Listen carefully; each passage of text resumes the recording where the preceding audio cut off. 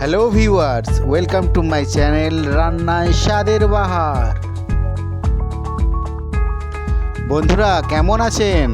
আশা করি ভালোই আছেন। ভালো ভালো খান আর সুস্থ থাকুন। আজ আমরা আপনাদের জন্য নিয়ে এসেছি একটা চটপটে মজাদার রেসিপি। আসুন দেখে নেওয়া যাক কিভাবে এটা তৈরি করতে হয়। উপকরণের মধ্যে নিয়ে নিয়েছি পাতা চিড়ে, যেটা খুব সহজেই জলে ভিজে যায়। সেই চিড়েটা 150 গ্রাম খানেক নিয়ে নিয়েছি। সঙ্গে নিয়ে নিয়েছি 3টে পেঁয়াজকে কুচে নিয়েছি। 4টে কাঁচা লঙ্কা নিয়ে নিয়েছি, সেটাকেও কুচিয়ে নিয়েছি। 50 গ্রাম করে কাজু কিশমিশ নিয়ে নিয়েছি। মশলার জন্য, শুকনো মশলার জন্য আমরা নিয়ে নিয়েছি 2টো শুকনো লঙ্কা, 4টে এলাচ, গোলমরিচ, দারুচিনি এবং 2টো তেজপাতা। ক্যারি পাতা নিয়েছি। ক্যারি পাতাটা প্রথমে আমাদেরকে তেলে ভেজে নিতে হবে। আর চিনেবাদাম নিয়ে নিয়েছি। চিনেবাদামটা 50 গ্রাম নিয়েছি, ওটাকেও প্রথমে তেলে ভেজে নিতে হবে।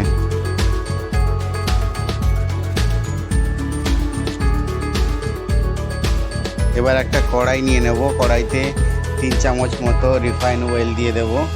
দিয়ে কড়াইটা গরম করতে দেব। তেলটা গরম হয়ে গেলে তারপর আমাদেরকে শুকনো মশলাগুলো দিয়ে দিতে হবে। কড়াইতে তেল গরম হয়ে গেছে।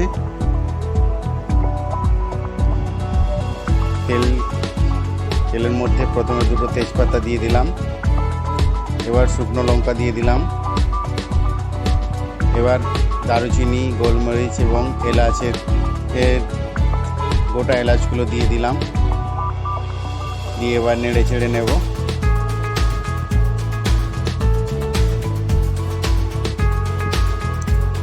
ভাজা হয়ে গেছে। এবার পেঁয়াজের কুচিগুলো দিয়ে দেব।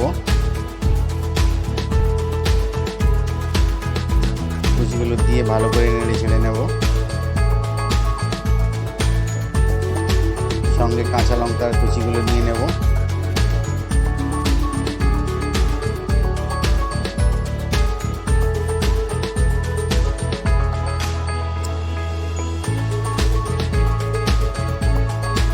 ভালো করে ভেজে নিতে হবে।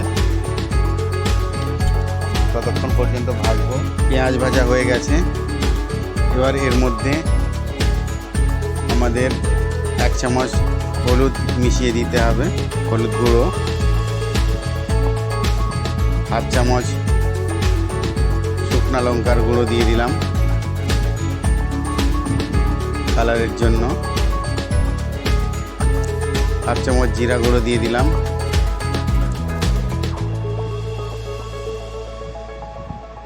1/2 চামচ ধনা গুঁড়ো দিয়ে দিলাম। দিয়ে আবারও ভালো করে মিক্সড করে নেব।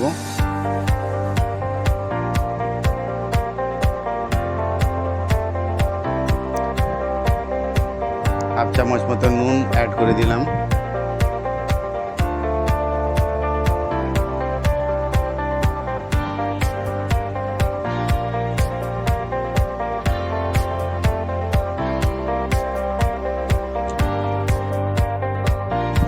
বন্ধুরা, নতুন এইরকম চটপটে রেসিপির খবর জানতে আমার পেজটাকে অবশ্যই সাবস্ক্রাইব করে দেবেন। টেস্টের জন্য 1/2 চামচ মতো আদা বাটা অ্যাড করে দেব। আপনি আদা বাটা দিতে পারেন, নাও দিতে পারেন। আবার আদা বাটা দিলে টেস্টটা একটু ভালো হয়। ভালো করে ফ্রাই হয়ে গেছে। এবার এর মধ্যে কাজু কিশমিশগুলো দিয়ে দেব।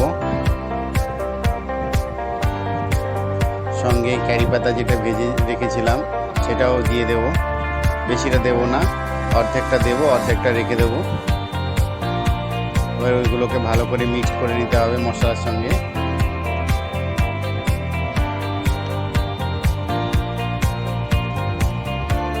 এবার চিনেবাদামগুলো দিয়ে দেব, ভাজা চিনেবাদামগুলো।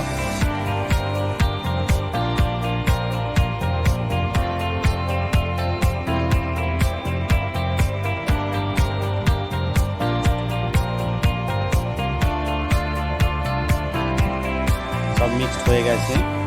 এবার চিড়া যেটা আমরা আগে থেকে ভিজিয়ে রেখেছিলাম সেটা দিয়ে দেব। ওর মধ্যে যখন চিড়া আমরা ভেজাবো তখন ওর সঙ্গে সামান্য পরিমাণ নুন স্বাদ মতো এবং সামান্য পরিমাণ চিনি দিয়ে ওটাকে রেখে দিতে হবে জল ঝরানোর জন্য। জল ঝরে গেলে এরকম টাইপের হয়ে যাবে, শুকনো শুকনো টাইপের, ঝরঝরে টাইপের। তারপরে ওটাকে আমরা কড়াইতে ব্যবহার করব। চিড়ে দেওয়ার পর যে বাকি কারি পাতাগুলো আমরা রেখে দিয়েছিলাম সেগুলো চিড়ের সঙ্গে দিয়ে দেবো, দিয়ে এবার এটাকে ভালো করে মিক্সড করে নেব। এবং খেয়াল রাখতে হবে যখন মিক্সড করব তখন যেন আমাদের গ্যাস ওভেনের আগুনের ফ্লেমটা কম থাকে, কারণ না হলে চিড়ার পোলাও আমাদের তৈরি হয়ে গেছে। দেখুন কত সুন্দর কালার হয়েছে এবং ঝরঝরে হয়েছে। যারা নিরামিষ পছন্দ করেন পেঁয়াজটা বাদ দিয়ে দেবেন, বাকি উপকরণগুলো সেমই থাকবে। আপনারা এটা বাড়িতে অবশ্যই তৈরি করে দেখবেন, খুব সুন্দর লাগবে।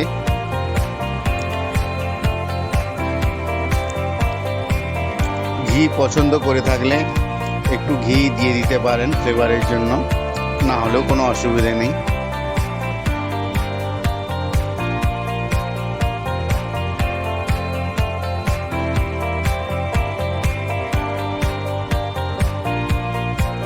যুক্ত হয়ে যাবে। নিরামিষ হোক বা আমিষ হোক, যেভাবেই হোক আপনারা দেখে নিলে একই রকম রেসিপি, শুধু পেঁয়াজটা বাদ দিয়ে দিলেই আপনাদের হয়ে যাবে। বন্ধুরা অবশ্যই এটা টেস্ট করবেন বাড়িতে, টেস্ট করে অবশ্যই কমেন্ট করে দেবেন।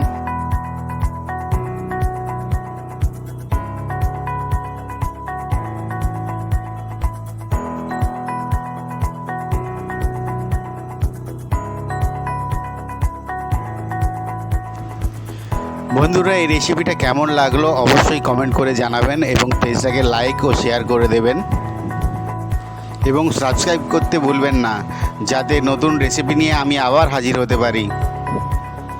ধন্যবাদ বন্ধুরা, আবার দেখা হবে নেক্সট ভিডিওতে। ভালো থাকবেন।